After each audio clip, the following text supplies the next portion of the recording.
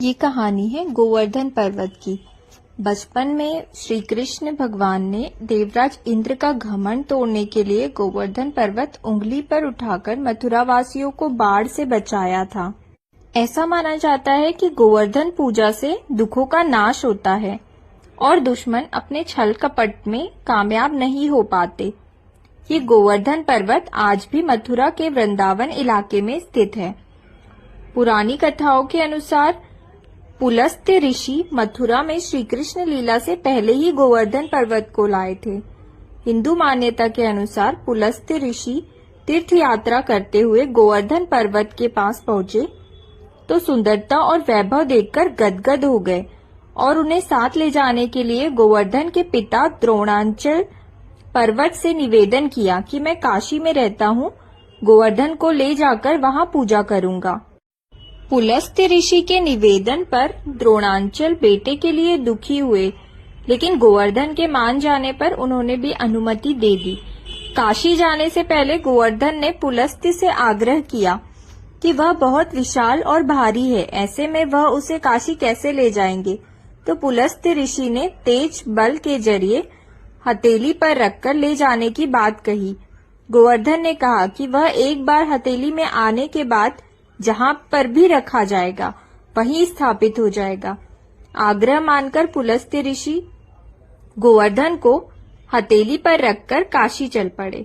पुलस्त्य ऋषि मथुरा पहुंचे तो गोवर्धन ने सोचा कि श्री कृष्ण इस धरती पर जन्म लेने वाले हैं और गाय चराने वाले हैं, ऐसे में वह उनके पास रहकर मोक्ष पालेगा।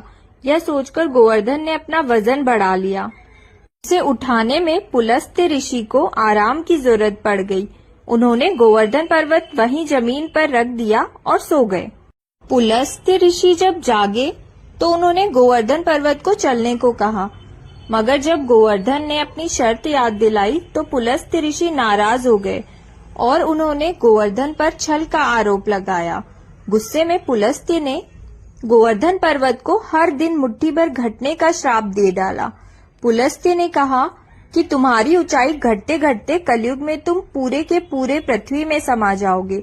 कहा जाता है पुलस्त्य ऋषि के श्राप के चलते गोवर्धन पर्वत की ऊंचाई 30,000 मीटर थी, जो कि अब 30 मीटर बची है। गोवर्धन पर्वत करीब 10 किलोमीटर तक फैला है।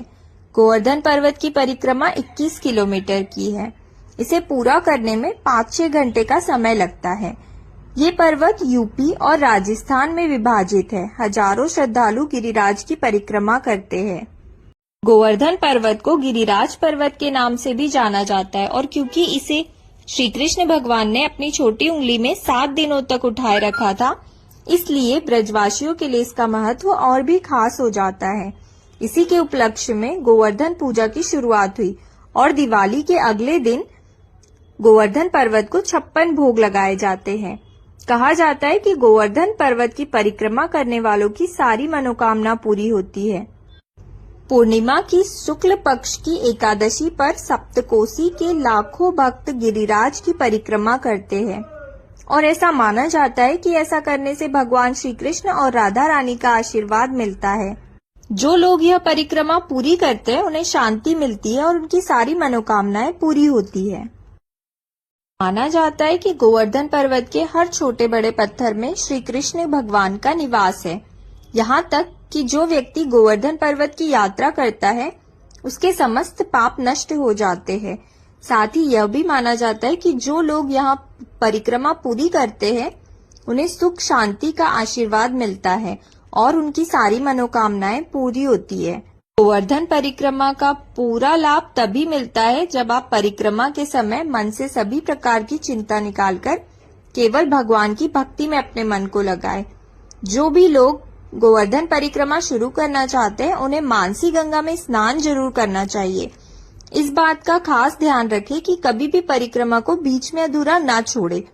आपने जिस स्थान से परिक्रमा शुरू की है वहीं पर उसे समाप्त करें। इस परिक्रमा को नंगे पैर करने की परंपरा है।